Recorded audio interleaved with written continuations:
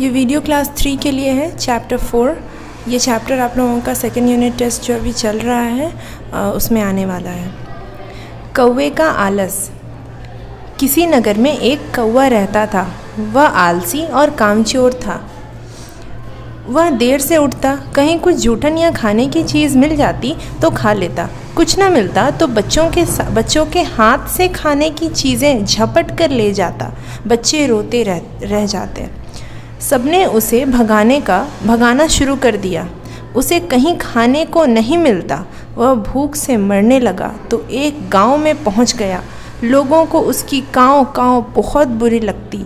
वे उसे उड़ा देते, बच्चे उस पर पत्थर फेंकते। वह भागकर एक जंगल में पहुंच गया। ठीक है, तो एक कौवा था, वो बहुत ही आलसी था और कामचोर था। कोई काम नहीं करता था, सिर्फ बहुत देर से सोकर उठता और जहाँ कुछ खाने पीने का चीज़ गिरा हुआ मिलता या जूठा खाना मिलता तो उसी को वो खा लेता, और अगर कुछ नहीं मिलता तो लोगों के हाथ से खाना छीन कर खा लेता। तो फिर और बच्चे रोते रह जाते उस वजह से, तो लोग उसको भगाना शुरू कर दिए। भगा दिए तो वो कहाँ पहुँचा? गांव पहुँचा, एक गांव में पहुँचा।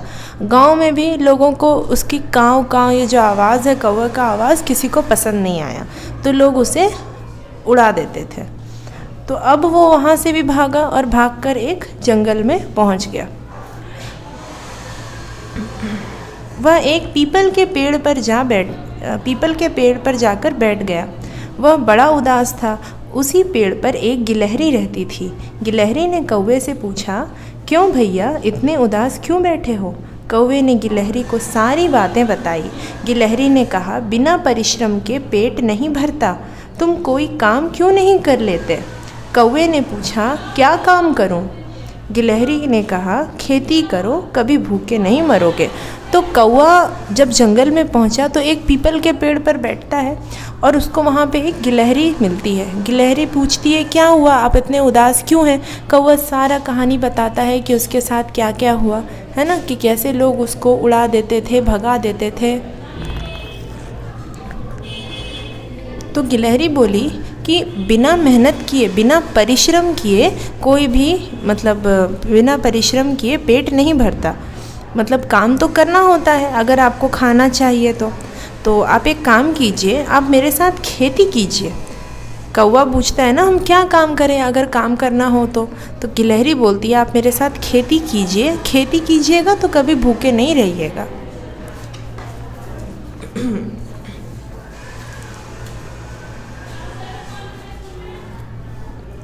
कौवे ने उत्तर दिया, मुझे तो खेती करना नहीं आता।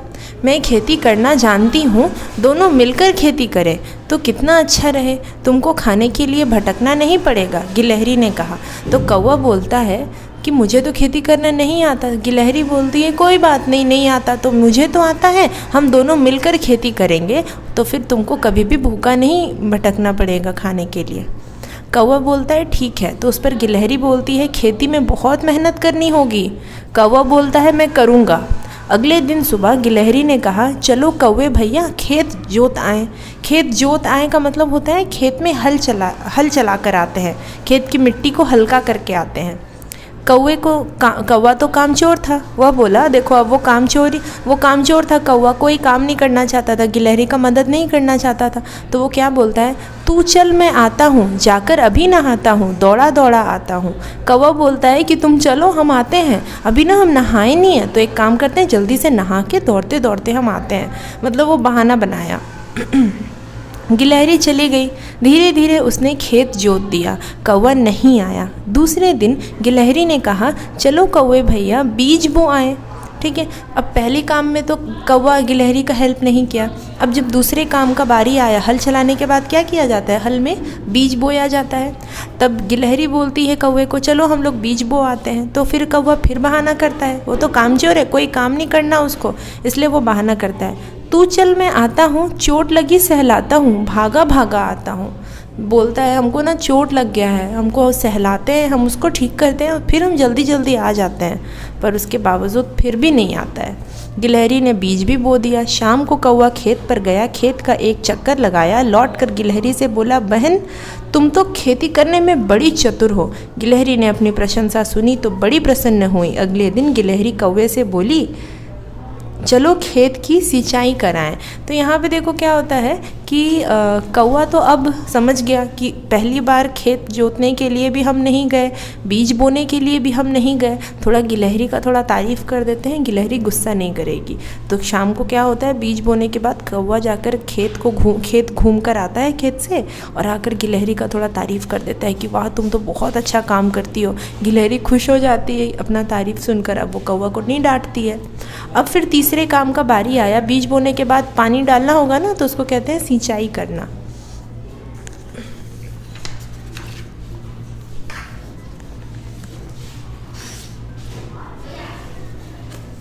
तो गिलहरी बोलती है कि चलो सिंचाई कराए।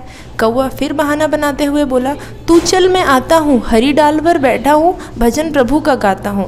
कौवा यहाँ पे बहाना करता है कि तुम चलो ना, तुम चलो, हम आते हैं, अभी ना हम डाल पे बैठे हैं और भगवान का भजन कर रहे हैं, तो प्रभु का भजन कर रहे हैं, हम भजन करके तुरंत आ जाएंगे। गिलहरी फिर चली गई। उसने खेत की सिंचाई भी कर दी, यानी कि पानी भी डाल दिया। धीरे धीरे पौधे भी बड़े हो गए। एक दिन गिलहरी ने कौवे से कहा कि भैया खेत की रखवाली करने चलो। अब फसल जब लग गया है, पौधे बड़े हो गए हैं, तो रखवाली करने के लिए तो चलना होगा ना, वरना दूसरे जानवर तो उसको खा जाएंगे। तो कौवा फिर इस काम के लिए भी बहाना करेगा।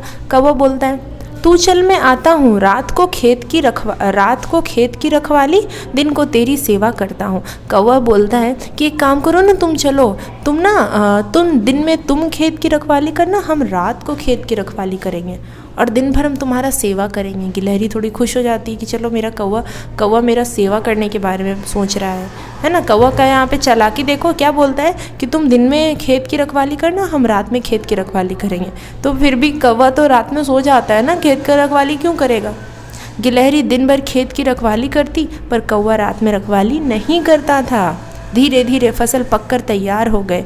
फसल काटने का समय आ गया। गिलहरी ने कहा, चलो कौवे भैया फसल काट लाएं।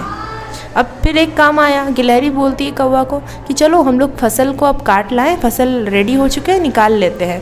तो अब कौवा फिर बहाना बनाता है, बोलता है, कौवे ने फिर वही बहाना बनाया, तू चल मैं आता हूँ, हंसिया को पहनाता हूँ, फसल काटते आता हूँ।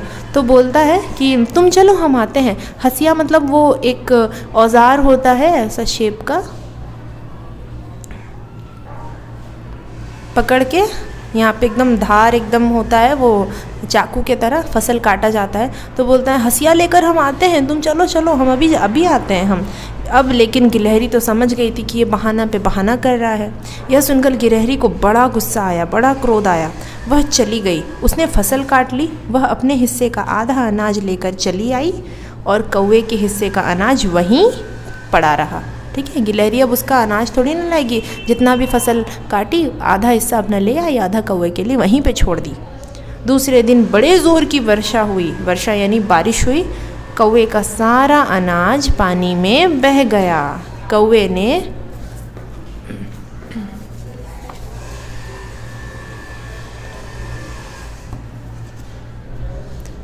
ने गिलहरी से पूछा, मेरे हिस्से का अनाज कहाँ है। गिलहरी ने कहा, वहीं खेत पर पड़ा है, ले आओ। कौवा वहाँ गया तो देखता है कि सारा अनाज पानी में बह गया है। वह बहुत दुखी होता है और काँव काँव चिल्लाने लगता है। आलसी और कामचोर लोगों के साथ यही हश्र होता है। तो कौवा अब जब जाता है तो देखता है कि पानी में सारा अनाज भीग गया। अनाज एक बार भीग जब जाता है तो उसका फिर वो सड़ जाता है, वो ख़राब हो जाता है। सारा अनाज भीग गया, पानी के साथ बह गया, कुछ भी नहीं वहाँ पे बचा। कौवा फिर चिल्लाने लगता है। तो जो लोग आलसी होते हैं और कामचोर होते हैं उनके साथ यही हश्र होता है। अब वहीं गिलहरी को देखो, वो मेहनत कर ली है ना, परिश्रम कर ली, मेहनत करी, तो अब उसके पास खाने के लिए है। पर कौवा मेहनत नहीं किया, अब उसके पास खाने के लिए नहीं है। ठीक है, तो चैप्टर कंप्लीट हो गया। यही चैप्टर आएगा अभी सेकेंड यूनिट टेस्ट में, जो फाइनल यूनिट टेस्ट चल रहा है।